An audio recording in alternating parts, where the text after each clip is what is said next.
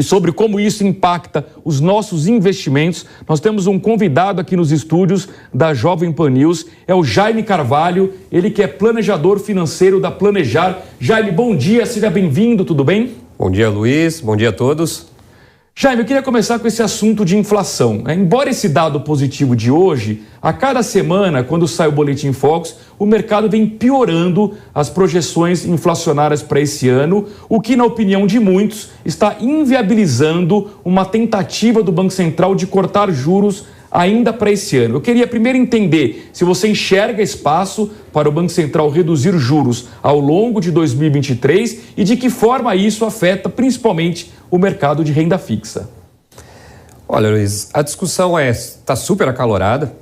Eu acho que ela está partindo de um tema super técnico para um tema político, onde você não precisaria, de fato, de tanta gente falando. É quase como futebol, todo mundo fala, né? Todo mundo tem a sua opinião. Mas a grande verdade é que, como nós vimos, a inflação está caindo.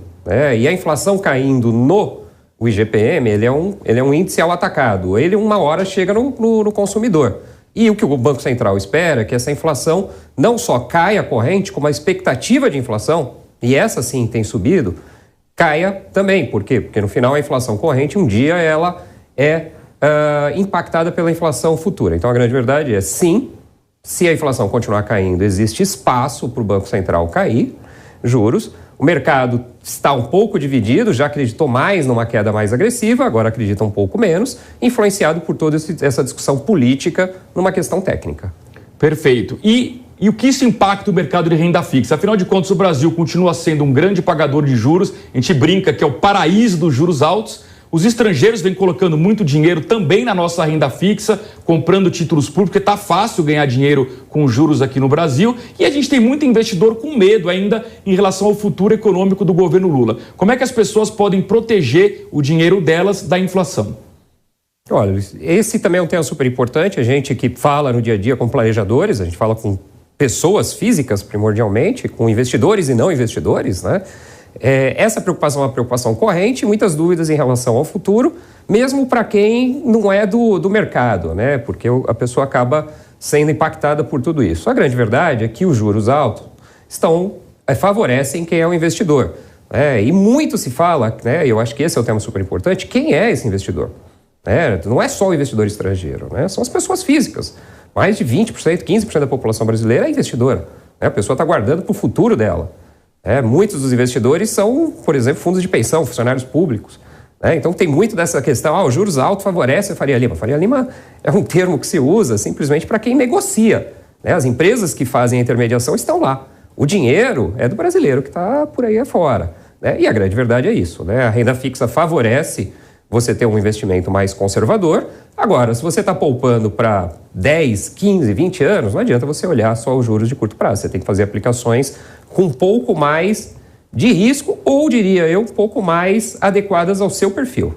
Muito bem, então vou perguntar daqui a pouquinho para o Jaime se vale a pena, neste momento, sair do paraíso dos juros altos e enfrentar a turbulência das bolsas de valores. Mas antes eu quero conferir justamente o mercado financeiro, ver como é que está abrindo o mercado nesta quarta-feira. Vamos para o telão ver o índice Bovespa, abre em leve queda de 0,53% aos 107.282 pontos. No ano, o índice Bovespa ainda acumula prejuízo de 2,2%, ou seja, quem acreditou que a Bolsa de Valores iria bem, por enquanto, está perdendo dinheiro. O que não significa que isso não possa ser revertido ao longo dos próximos meses. No próximo gráfico, a gente vai ver as bolsas globais. Hoje, Europa em alta, Frankfurt 0,45%, Londres 0,05%, Paris 0,93%, Madrid 0,12%. Já na Ásia, pregões fechados, todos em queda. Xangai 0,39% de perdas, Tóquio 0,37%, Hong Kong 1,43%. Nos Estados Unidos, quem nos acompanha por imagem, no Panflix, no YouTube, observa os resultados de ontem, fechamento de ontem. Por quê? Porque o mercado americano abre daqui 7 minutos, às 11h30, pelo horário de Brasília. A expectativa do índice futuro da Bolsa Americana é de uma abertura com leve queda neste momento, uma leve queda de 0,3% o índice futuro das bolsas americanas. E no último gráfico, o mercado de câmbio, que ficou bem agitado nas últimas semanas por conta dos ruídos gerados pelo presidente Lula, que criticou muito o Banco Central Autônomo. Hoje, dólar calmo subindo 0,13%, R$ 5,21. O euro caindo 0,25%, R$ 5,57. E temos o Bitcoin ganhando 2,35% aos 22.728 dólares. O que tem mexido muito no mercado financeiro nas últimas semanas, como eu disse, é essa questão envolvendo uma disputa entre o presidente Lula e o Banco Central Autônomo. Nós temos uma reportagem para a gente poder trazer esse assunto aqui do João Vitor Rocha, mas antes nós temos o ministro Flávio Dino falando ao vivo em evento aqui em São Paulo. Vamos acompanhar. Praticamos é um modelo necessariamente conflituoso. Então eu tenho dedicado tempo a essa função de diálogo, de moderação, de ponderação, para que exatamente haja a incidência da autoridade da lei e ao mesmo tempo haja esse ambiente institucional para que os temas nacionais consigam evoluir. Nós temos essas agendas todas, já estão anunciadas, estão debatidas, desde a Assembleia Nacional Constituinte, desde a revisão constitucional de 1993, que o ministro Jobim foi relator, e que nós, depois de 10 anos dessa década de conflitos ou de ultrapolarização, precisamos de um ambiente um pouco mais tranquilo, o que não significa renúncia de diferenças, mas um ambiente um pouco mais tranquilo para poder dar encaminhamento a esses impasses nacionais, inclusive esses de cunho fiscal. Flávio, tem um hábito linguístico moderno que eu desprezo, que é a função é criar narrativas. A expressão narrativas hoje... Muito bem, nós ouvimos um trechinho da palavra do ministro da Justiça, Flávio Dino, nesse evento do BTG Pactual aqui em São Paulo. Um pouco antes, quem falava era o ministro da Fazenda, Fernando Haddad. Vamos ver o que disse o ministro da Fazenda. Eu falei muito francamente, e defendo isso em qualquer fórum. Falei, olha, presidente, eu acompanho política econômica há 40 anos, eu acompanho quais são as medidas que vêm sendo tomadas no Brasil. Os melhores 8 desses 40 anos foram os seus. Eu acho que há um aprendizado dos seus 8 anos de governo que precisam ser resgatados. Isso não significa que o senhor acertou todas as decisões que o senhor tomou, mas no balanço geral dos seus 8 anos, nós não tivemos um período tão virtuoso quanto aquele.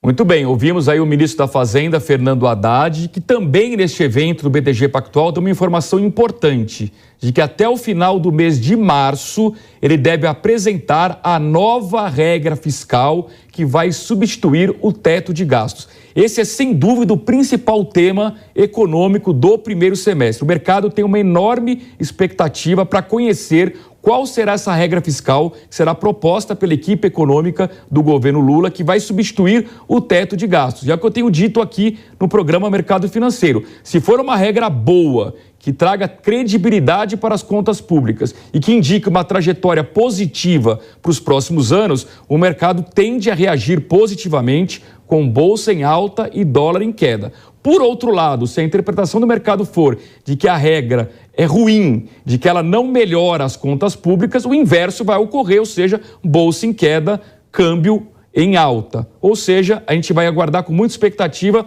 a promessa do ministro da Fazenda, Fernando Haddad, agora no mês de março vai apresentar a nova regra fiscal. E nesse contexto de muita incerteza, eu quero chamar de volta o nosso convidado aqui, o Jaime Carvalho, ele que é planejador financeiro da Planejar. Jaime, eu deixei no ar uma pergunta aqui sobre se vale a pena o investidor sair do paraíso dos juros altos e correr risco na Bolsa nesse mar de incertezas. Acabei de citar uma grande incerteza, que será essa nova regra fiscal. Que tipo de orientação você poderia dar para a nossa audiência?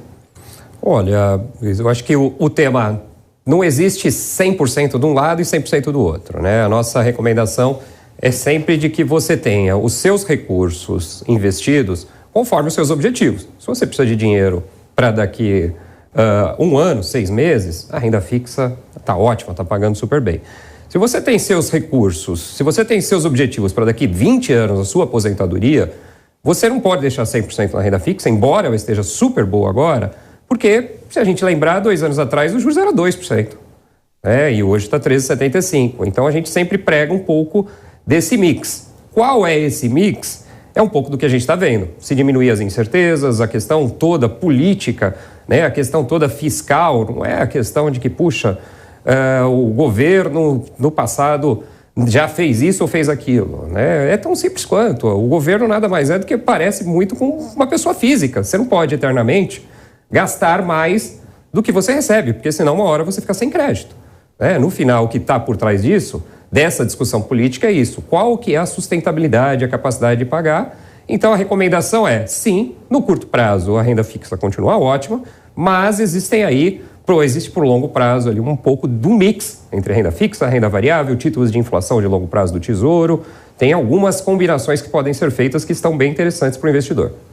Muito bem, eu queria agora chamar então a reportagem do João Vitor Rocha, que vai mostrar o presidente do Banco Central, Roberto Campos Neto, pedindo paciência para o governo Lula no processo de redução dos juros. Acompanhe. O presidente do Banco Central, Roberto Campos Neto, participou de um evento nesta terça-feira em que ele falou que é importante ter mais boa vontade com o governo do presidente Luiz Inácio Lula da Silva, que são apenas 45 dias deste novo governo e que os investidores e o mercado são muito apressados. Roberto Campos Neto, por exemplo, citou o último plano fiscal apresentado por Fernando Haddad, ministro da Fazenda, agora em janeiro, em que pretende mexer no orçamento de 2023 para diminuir a previsão do rombo que está na casa de 231 bilhões de reais. Roberto Campos Neto também afirmou que o governo federal tem uma proposta, deve apresentar em breve uma nova regra para os gastos públicos, em substituição ao teto de gastos. O presidente do Banco Central, ele também confirmou que é importante, de fato, ter uma discussão mais ampla em relação à taxa de juros, numa sinalização clara tanto a Luiz Inácio Lula da Silva quanto a bancada do PT no Congresso Nacional, que nos últimos dias apoiou um convite para que o presidente do Banco Central seja convocado, seja convidado para dar explicações no Congresso Nacional. E Roberto Campos Neto citou nominalmente Simone Tebet, a ministra do Planejamento, com quem ele disse que teve uma conversa muito boa. Vamos ouvir o presidente do Banco Central. Agora, eu acho que a gente tem que ter um pouco mais de boa vontade, né? O investidor é muito apressado, é muito afoito, né?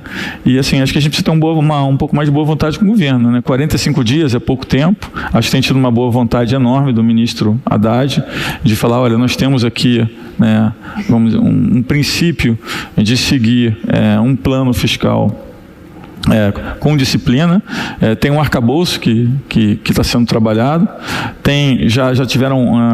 já foram elaborados alguns objetivos. Porém, Roberto Campos Neto defendeu a autonomia do Banco Central e deu o exemplo do Peru. Segundo ele, o presidente do Banco Central peruano está no cargo desde 2007. A gente sabe bem que o país aqui da América do Sul vive um imbróglio muito grande em relação a seus presidentes. Alguns foram impeachmentados, alguns chegaram até ser presos. Existiu diversas passeatas, diversas manifestações nas ruas contra a política lá do Peru. Algumas pessoas chegaram até a ser mortas. E segundo o Roberto Campos Neto, mesmo com toda essa confusão, todo esse imbróglio envolvendo a política peruana, a taxa de câmbio daquele país não mudou praticamente nada ao longo dos últimos anos. Segundo ele, é justamente porque o presidente do Banco Central tem autonomia para trabalhar lá no Peru. Pois é. Jaime, queria ouvir sua opinião sobre essa questão da autonomia do Banco Central. Na sua opinião, uma conquista da sociedade brasileira ou podemos até pensar em abrir mão disso? Olha, o Roberto tem sido muito defensor da ideia de que países com economias similares à nossa e até mais desenvolvidos usam esse arcabouço, como ele chama, né? Então é uma grande vantagem para blindar a questão política. A grande verdade é que a política monetária ela é algo técnico. Ela é algo... Os juros não está onde está porque o Roberto quer. Primeiro que existe um colegiado. O segundo tema é de que a inflação, até pouco tempo atrás no Brasil, estava 10%. E está caindo para perto do que seria o teto da meta. Então, eu acho que a conquista é uma conquista da sociedade. Daqui 2 anos, o presidente Lula vai poder indicar o presidente do Banco Central e possivelmente, se não for o mesmo presidente da República daqui 4 anos, o presidente lá vai reclamar do Banco Central porque não foi ele que colocou. Então, a grande questão é assim, tem que dar tempo. Nós estamos no começo de os primeiros 4 anos do Banco Central independente. Eu acho que daqui 3 mandatos dos próximos presidentes do Banco Central, ninguém mais vai falar disso. Muito bem. Jaime, nós temos um minutinho para terminar o programa. Eu queria aproveitar a sua expertise como planejador financeiro para a gente orientar a nossa audiência neste início de ano, que é um momento de muita concentração de gastos, né? Tem IPTU, tem IPVA, quem tem filho tem gastos com material escolar, enfim, é uma avalanche de boletos que não param de chegar. E as pessoas também têm planos. Muita gente tem plano de reformar a casa, tem plano de trocar o carro. Eu queria entender se esse é um bom momento, por exemplo, as pessoas executarem esses planos, eventualmente pegando um financiamento, sabendo que o crédito está mais caro. É melhor esperar um pouco, porque tem uma perspectiva de melhorar a situação financeira mais para frente. Qual poderia ser a sua orientação para essas pessoas? Olha, como planejadores financeiros, a gente sempre preza o equilíbrio entre as suas contas, né? Eu acho que se financiar neste momento está muito caro, né? Então, se você pode aguardar um pouco mais ou se você pode pagar à vista, aproveite e barganhe, negocie, né? Um desconto maior que vai ser mais vantajoso do que pegar um empréstimo nos preços que estamos. Agora, se é algo que você já está planejado, o dinheiro está lá reservado, você não tem grandes dúvidas em relação ao que vai acontecer com a sua carreira nos próximos anos, porque também tem que ver a sua renda, gente, vamos realizar os sonhos. No final, o dinheiro serve para isso, para realizar os sonhos, os objetivos de cada um. Muito bem, Jaime Carvalho, planejador financeiro da Planejar. Jaime, muito obrigado pela sua participação, um bom dia, até uma próxima oportunidade. Obrigado a todos.